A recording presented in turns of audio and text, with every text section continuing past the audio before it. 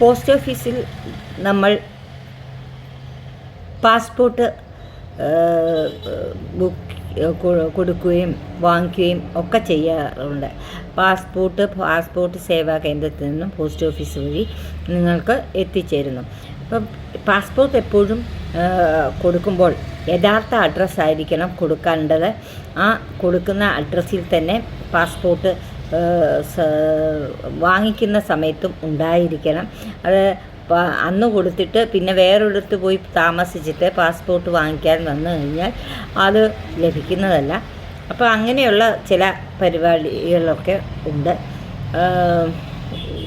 പാസ്പോർട്ടിൻ്റെ അഡ്രസ്സൊക്കെ തെറ്റാണ്, അങ്ങനെയെങ്കിൽ നമുക്ക് ഒന്നും ചെയ്യാൻ പറ്റത്തില്ല. റിട്ടേൺ ടു സെൻറ്ററേ വെക്കാൻ പറ്റുള്ളൂ.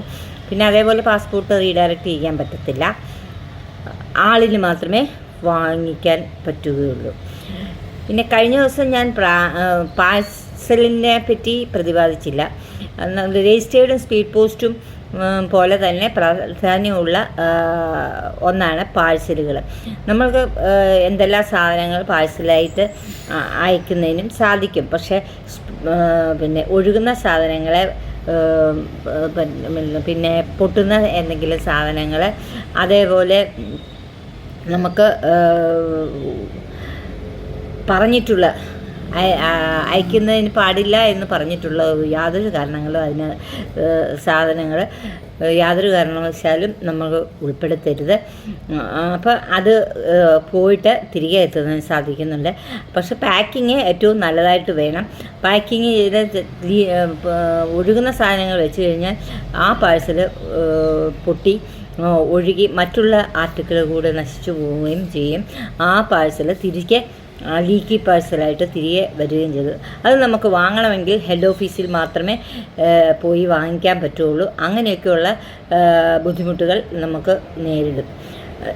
ഈ പാഴ്സലുകൾ എത്ര ദൂരെ വേണമെങ്കിലും നമുക്ക് അയക്കാം.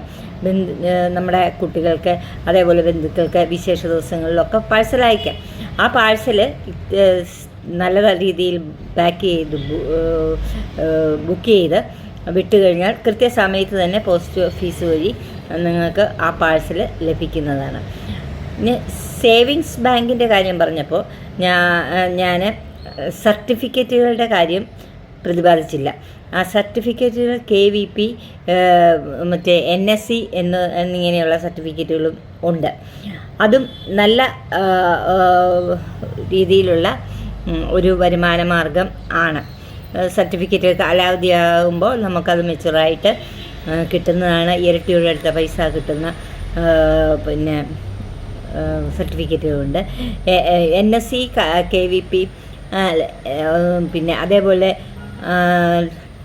TD 5 ഇയർ, SSA, പിന്നെ PPF തുടങ്ങിയ അക്കൗണ്ടുകൾക്ക് ഇൻകം ടാക്സ് ബെനിഫിറ്റ് ഉണ്ട്. ഈ അക്കൗണ്ടുകളൊക്കെ ചെയ്യുന്നതിന് ഏജൻറ്റുമാർ തന്നെ നിങ്ങൾക്ക് വേണ്ട ഹെൽപ്പുകൾ ചെയ്യുന്നതാണ്. മഹിളാ പ്രധാന ഏജൻറ്റുമാർ നിങ്ങളെ അതിനു വേണ്ടി സഹായിക്കുന്നതാണ്. പിന്നെ അതേപോലെ പോസ്റ്റ് ഓഫീസിലുള്ളതാണ് മൈ സ്റ്റാമ്പ്. ആ മൈ സ്റ്റാമ്പ് എന്ന് പറയുമ്പോൾ അതിന് വെറും 300 രൂപയേ ഉള്ളൂ. 6 നല്ല ഒരു ഷീറ്റ് നിങ്ങൾ പറയുന്ന ഇതിൽ അടിച്ചു തരും. അത് നമുക്ക് ബർത്ത്ഡേക്ക് കുട്ടികൾക്ക് നൽകുന്നതിനും അതേപോലെ വധൂവരന്മാർക്ക് പിന്നെ അത് ലെറ്റർ വിവാഹക്കുറി അയക്കുന്നതിനും ഒക്കെ പ്രയോജനപ്പെടുത്താം. നമ്മുടെ പടം വെച്ച് കവറോടുകൂടി ലെറ്റർ കൊടുക്കാൻ സാധിക്കുകയും ചെയ്യും. പിന്നെ കൂടാതെ ആധാർ സേവനങ്ങൾ എന്ന് പറയുമ്പോൾ പുതിയ ആധാറുകൾ പുതുക്കുന്നതിന് അഡ്രസ്സ് മാറ്റം വരുത്തുന്നതിന് ഒക്കെ മൊബൈൽ നമ്പർ ചേർക്കുന്നതിന് എല്ലാം ഈ ആധാർ കേന്ദ്രത്തിൽ നമ്മൾ പോസ്റ്റ് ഓഫീസിൽ ചെയ്യാവുന്നതാണ്. അതേപോലെ കുട്ടികൾക്ക് വരെ പുതിയ ആധാർ എടുക്കുന്നതിന് സാധിക്കുന്നതാണ്. എല്ലാവിധ സേവനങ്ങളും പോസ്റ്റ് ഓഫീസ് വഴി അത് ചെയ്യുന്നതാണ്. കൃത്യമായിട്ട് തന്നെ നിങ്ങൾക്ക് അത് പുതിയ ആധാർ ലഭിക്കുകയും ചേഞ്ച് വരുത്തിയ ആധാറും ഒക്കെ പോസ്റ്റൽ വഴി നിങ്ങൾക്ക് എത്തിച്ചേരുന്നതാണ്. പിന്നെ പോസ്റ്റ് ഓഫീസിലുള്ള മറ്റൊരു സേവനമാണ് ഡയറക്റ്റ് പോസ്റ്റ്. ഡയറക്റ്റ് പോസ്റ്റ് എന്ന് പറയുമ്പോൾ പരസ്യത്തിന് വേണ്ടിയുള്ളതാണ്. അത് വിവിധ തരം പരസ്യങ്ങൾക്ക് അത് കൃത്യമായി പോസ്റ്റ്മാൻമാർ വഴിയാണ് എത്തിക്കുന്നത്. അവർ ലെറ്റർ കൊടുക്കുന്ന കൂട്ടത്തിൽ ആളുകളെ തരംതിരിച്ച് ഇതും കൂടി കൊടുക്കുന്നതാണ്. അതേപോലെ തന്നെ ബിസിനസ് പോസ്റ്റ് എന്നുള്ള ഒരു ബ്രാഞ്ചുണ്ട്.